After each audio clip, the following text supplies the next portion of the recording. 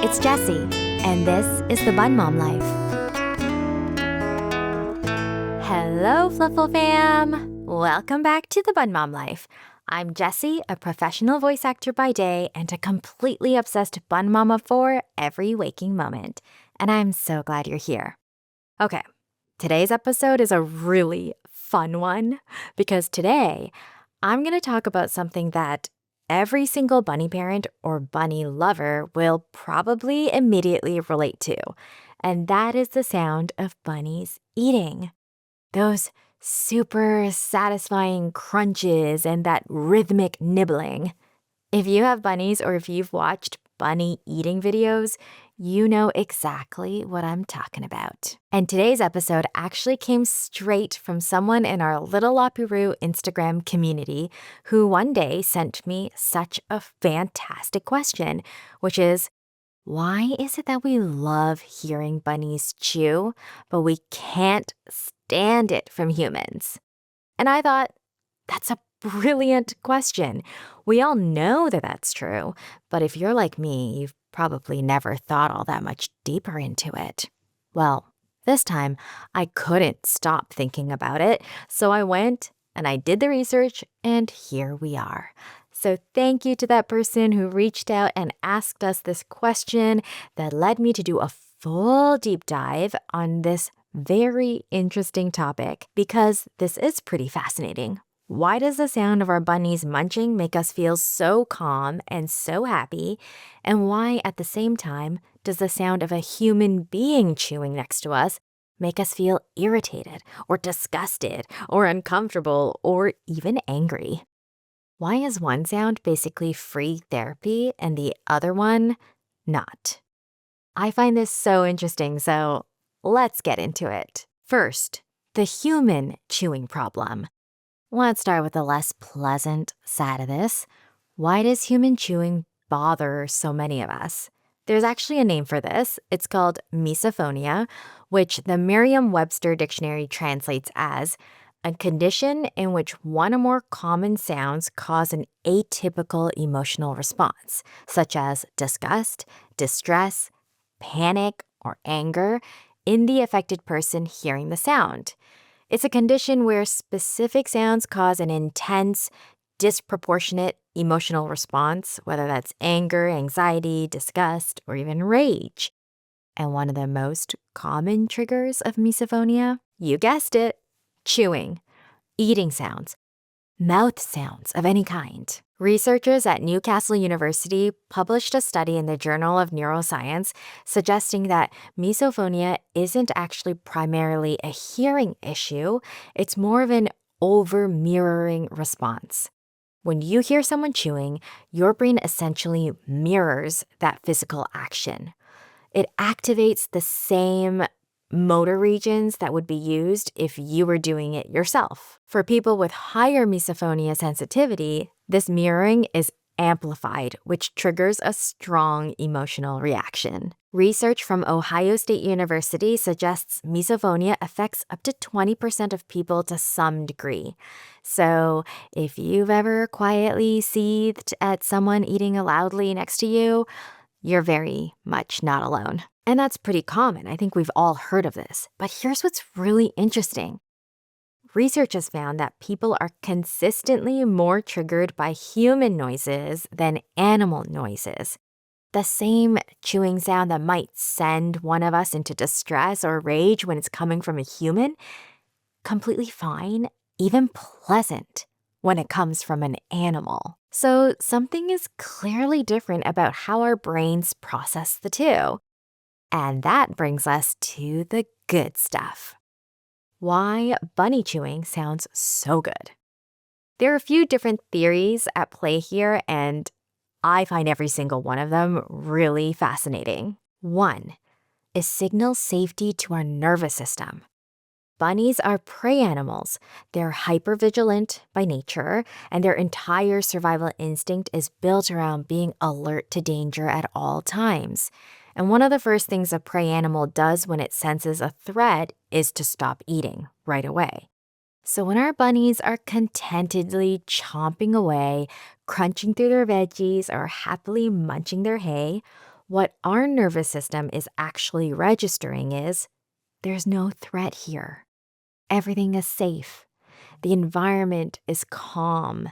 A prey animal, one of the most naturally alert creatures in the world, is relaxed enough to eat. And that is a very reassuring signal for the human brain to receive. Our parasympathetic nervous system, which is the branch responsible for what scientists call the rest and digest response, the opposite of fight or flight, responds to cues of safety in the environment. And the sound of a small, naturally cautious animal eating happily is one of those cues. So it's not just pleasant, it's neurologically reassuring. 2, it's the rhythm. Bunny chewing is rhythmic, repetitive, and predictable, and our brains find that regulating. Repetitive, gentle sounds activate the parasympathetic nervous system and signal a non-threatening environment. They lower heart rate, and they encourage the body to relax. It's in the same neurological family as rain sounds or white noise.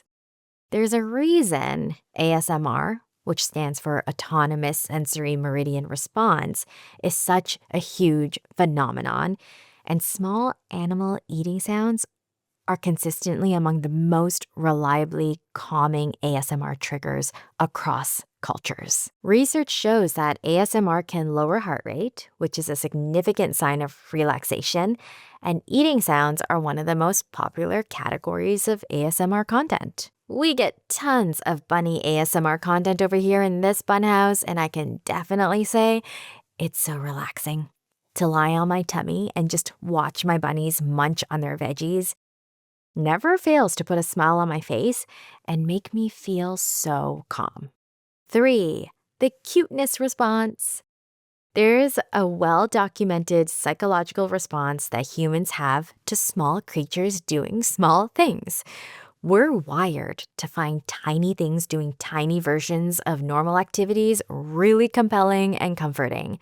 So a bunny nibbling on a piece of hay or nibbling on a little bit of banana, those activate the same brain circuits associated with nurturing and warmth, so a dopamine-adjacent feeling of softness and care. Watching little animals relaxed makes us feel relaxed. 4, it's a moment of being let in. This one I really love. Bunnies are naturally very cautious, untrusting animals. They don't relax around just anyone, and it often takes a while for them to learn to trust someone. When a bunny eats comfortably near us, or even from our hand, that is a trust signal. We've been allowed into their safe space. The sound of them eating is actually a very intimate experience, and it feels like a gift. Bunny eating is something they choose to share with us, and that emotional layer adds to how special it is to be able to see and hear a bunny munching away happily. And let me tell you, from lived personal experience, I could listen to Rue and Kumo eating all day long. These furry little paper shredders, just inhaling their veggies, so happy and content. And then Kumo always gets bum twerks from eating veggies, not just bananas or sweet treats. Vegetables make his bum twerk. And they're so relaxed during that time that they don't even mind if I put a hat on their heads or put accessories on them.